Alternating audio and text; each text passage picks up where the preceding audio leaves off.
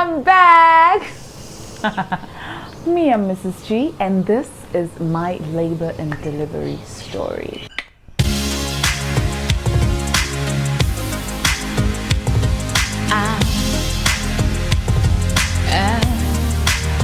Everybody's gonna sing.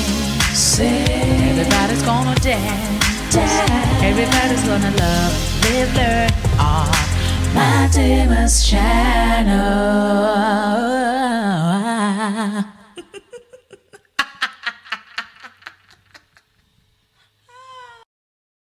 Hi everyone, welcome back to my channel. Thank you so much for joining me. I know it's been a while, and I know you're probably wondering, where was I? No, you're not wondering.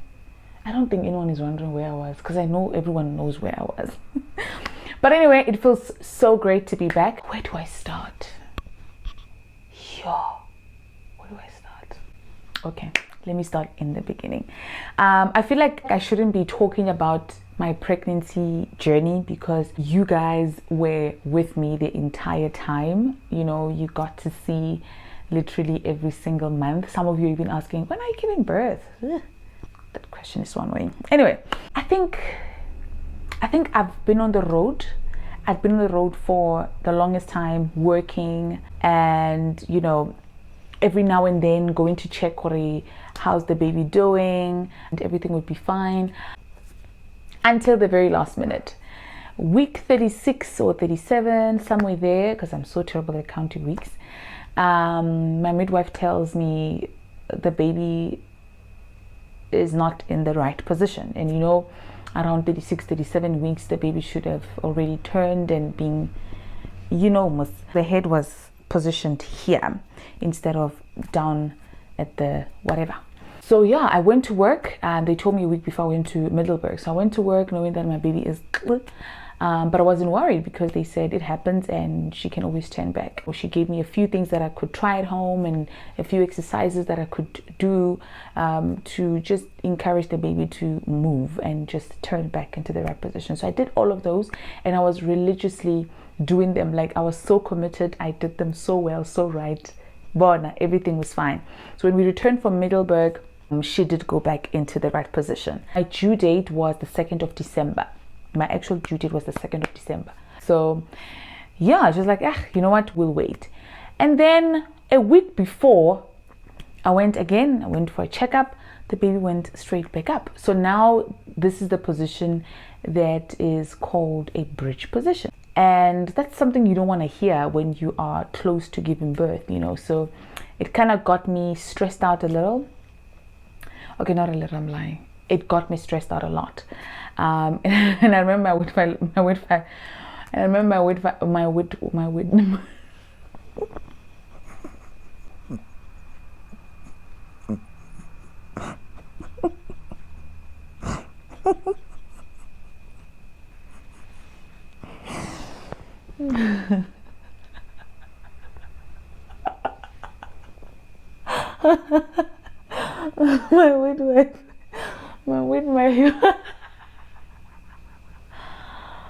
sorry.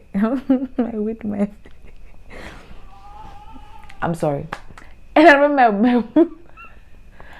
remember my midwife telling me that you see, now I don't even remember where I was. But yeah, so this person is now considered to be in breech position. So you have to arrange for a C-section. Now, no mother wants to hear that when they are very, very close to giving birth. So she tells me, you know what? Because this has never happened. If you really want to wait, if you really believe and you know that this can happen, because I'm believing that she can turn again. And this time we left with 5 days to the due date, right? So statistically speaking, it's not normal, right? It can happen. You should just go straight into, you know, an arranged C-section. And I know very well that's not what I want. I know very well that's not what I'm gonna do. So I'm on some, I know, you know what, I'm believing with you, she is gonna turn. We got home, I was very, very stressed. I won't lie to you. And I remember in the car breaking down, and I didn't want to show my husband that I was breaking down because, you know me, I'm a strong woman. engizozibulala ukuthi this is strong. Anyway, I told my husband, you know what, I'm stressed now. I know God is testing me, and maybe even testing the name that we've given the child, but it's just a lot, for me, and gosh, I can't. And he said to me, let's fast. And which fast are we taking? I was like, okay, we'll take the Esther fast. And we went in. So we went day 1, we were fasting about it, and we're like, God, put our baby back into the right position, and may she be healthy in this whole turning and tossing around, because at that time she was 3.0 kgs, which is like, girl, what? 3.2. Yeah, I think she was 3.2. I was like, girl, what? So it's not normal, because there's not much space for her to move around, but there was enough space for my baby. So yeah, we fasted day 1, we fasted day 2. On the second day of our fast, I was sitting outside, and I remember telling my husband, I think she's moved. And there was a bit of doubt, because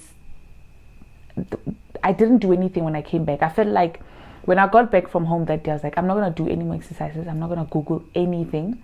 I'm just going to sit home and trust God, because I feel like I've done everything right. And right now is the time for me to just trust God, let go and let God. That moment? So I let go, and I literally just got back home. I relaxed, and I had my mangoes. I was like, no, that's it, or probably had my bananas. I don't know. I was like, nope, that's it, So second day of our fast, I'm like, babe, I really feel, this is the 29th of November, and I'm like, babe, I really feel like the baby is moved. And he's like, let's call the midwife. Let's immediately call her. And we call her, we arrange to see her, and then we go there, and immediately when she checks, she finds good to know the baby is right in position. And she informs us, you know what, we have to induce you, so that, because if you wait another 2 days, because I was 2 days away from my due date, like if you wait another 2 days and she goes back, I don't trust her anymore. Let's just induce you, and let's get this over and done with. So yeah, we did the whole smalling and under the tongue pill to start the labor, to start the contractions while I was home. So she gave me the thing. And then 2 o'clock on the 30th of November, 2 o'clock on the 30th of November, I took the pill, put under my tongue. So around 2:30, I feel some very mild, tinchy, winchy period pains, right? And I'm like, it's impossible. I just took this pill. To make matters worse, this pill, I can still feel it under my tongue. So there's no way that 30 minutes, I think it was 35 minutes later, it's already starting to work. It's impossible. So I call her. It's 2:35 in the morning. I call her. I'm like, is it possible that? And it's just like, nope, download this app. It's called Contraction What. It will just track your contractions, and then it will let you know if you are, you're ready to go. So I download the app, I track, and then the app says, get ready to go to the hospital. You are in labor, girl. And I'm like, whew, okay, it's getting real. And I think it's because it's been 2 years, right? So I feel like I've forgotten how it feels, like the pain and just the excitement around the fact that my baby is coming, like the actual baby. So I think I'd forgotten how it felt. And I tell her, you know what, I think I want to take a shower and just calm down, because I'm feeling a bit overwhelmed with good emotions. I think I'm gonna take a shower. And Mr. G is like, there's no way this is happening right now. Is it happening? There's no way this is happening. But I'm like, yeah, I think it's happening. So I take a warm, long shower, and I can feel them, they get in there. And then we start packing. No, we had packed already. We start taking the stuff to the car. So we take the stuff to the car. I'm all dressed up, I'm ready. Even I'm waiting for Mr. G to say bye to our baby brother, because our baby brother had come to look after Ethan for us. So yeah, we drive to the center. We get there, it was around 4:30. Get there, like, hi, how are you? Good, we're here. Yeah.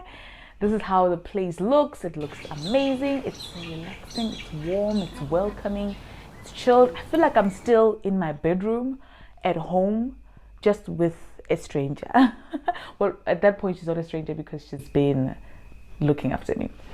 And then around 5, the other lady comes, Sis Pilile comes, and she's got like bags, and I'm like, Haibo, why does she have so many stuff? What's going on? And then Ukipa she started taking stuff out of the bag, speaker, candles, massaging oils, just to make sure that the mood of the room is just, it's relaxing, it's calm, exactly what I needed, right? So the mood is, it's relaxing, it's calm, it's nice, it's, I'm ready.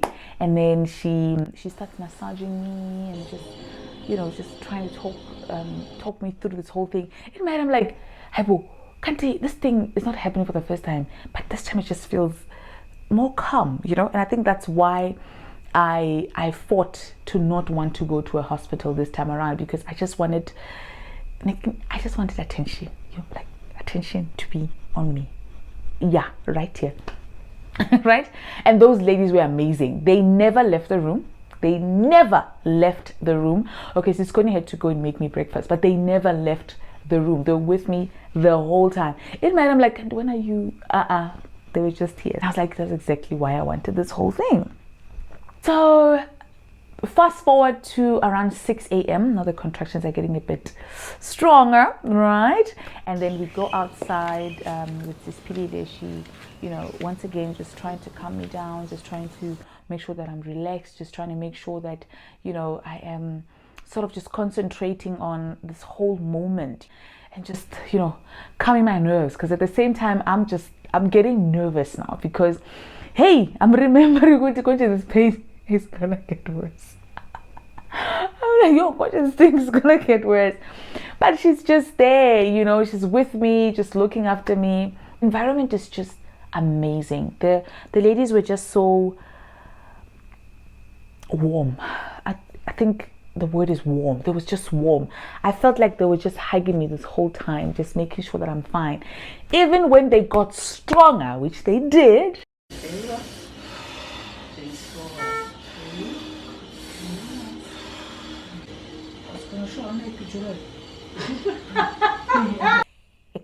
As you can see, they were getting stronger here. Ooh. Oh yeah, as you can see, they were getting up there. They were doing the things in there. At that point, I thought I was like maybe 8 centimeters dilated. I was like, nah, I'm ready. When I got there, I was 2 centimeters dilated, by the way. When I got there at 4:30. So now, I'm like, Siskoni, I'm feeling this thing. It's getting stronger. It's getting, okay, baby girl, chill, relax, calm down. And I'm feeling it, and I'm like, no, there's no way. She's here. And then she checks me, she's like, you're 6 centimeters dilated. I'm like, 6? No way. I go to the bathroom. I come back, I'm like, did you say 6? It's like, 6, my baby, but we're almost there. You're doing so well. They were so comforting. They were so encouraging. They were so motivating. They were the best. They are the best. If you want attention, warmth, just, go there. Comfort, go there. Yeah. Anyway, now around 7, they're getting too hectic to a point where she says, okay, let's just break the water. If we break the water, it's gonna fasten the process. Let's just break the water. I am so nervous. I'm in so much pain. I'm like, I can't even open my legs, and she wants to do that thing, and I'm like, I just feel like I want to give birth now. So just get this baby out of me right now. I just can't take it anymore. I can't. So I get on the bed, and she's like, okay, you're 8.5.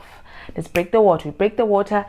At around 7:10, she's like, get ready to push. At this point, if you can take it, I'm going to put the audio. I'm not going to show you anything because it's too graphic. I'm going to just make you listen. If you can take it, listen. If you can't, just fast forward 30 seconds or 10 seconds from this video because it was hectic. This is what it sounded like.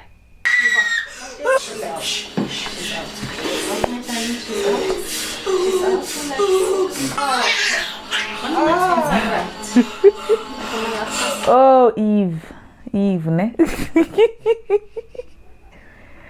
Why ends in Dabu Eve? You Eve, ne? Okay, but it's fine. We'll talk about Eve some other time. The pushing took about 11 minutes 23 seconds. But I'm pushing a 3.5 kg baby. It's too hard, it's too painful. I'm tired, and yeah. But they're just there, you know, they're making sure that I'm calm, I am comfortable, and they're encouraging me, and you know, and it's so funny. You really just get strength. I don't know from where, but you just get strength, because I just felt this strength come over me, especially before the head came out. You know, that ring of fire moment where I couldn't take it anymore. I just got the strength over me, and I just was able to push, and I did it. Yeah, this time around it was so bad I even pooed. That's how bad it was this time around. Yo.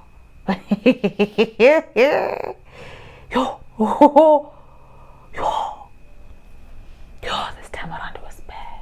Hey, it was bad. But you know what? I did it. Where was Mr. G, you could ask? Mr. G was standing right next to me. As always, being so supportive, just trying to tell me I'm doing good. You know him. Yeah, it was such a beautiful moment for me, to the extent where when I was done pushing, they gave me the baby. I went, and they're like, come take I was so exhausted. And they put the baby on me. I was just awake, and I was just praising God. It was just a beautiful moment, you know. Just hold my daughter in my arms and just smell her and feel her and just pray for her. And it was such a beautiful moment. It was a moment, you know. We're done with this girl. We're not coming back here. No, I'm not. I'm done. I think my daughter made sure, obviously, she's the one, because there's no way I'm going back there. No. Woo! No. And then a few hours later, we were ready to go home. So we came home, and it was joy. It was joy, and it was just so beautiful. It was just, yeah, just glory to God. We got home, and Ethan got to meet his sister, and this was his first impression. Come see that. Come say hi to me. No? Okay, let me let go of you slowly. Say hi to Liana. Come say hi. Sorry, Ethan. Come say hi, Liana. Okay. A few moments later. Liana. Liana. Come see Liana. Yeah, Liana. Hi, Liana. He is though.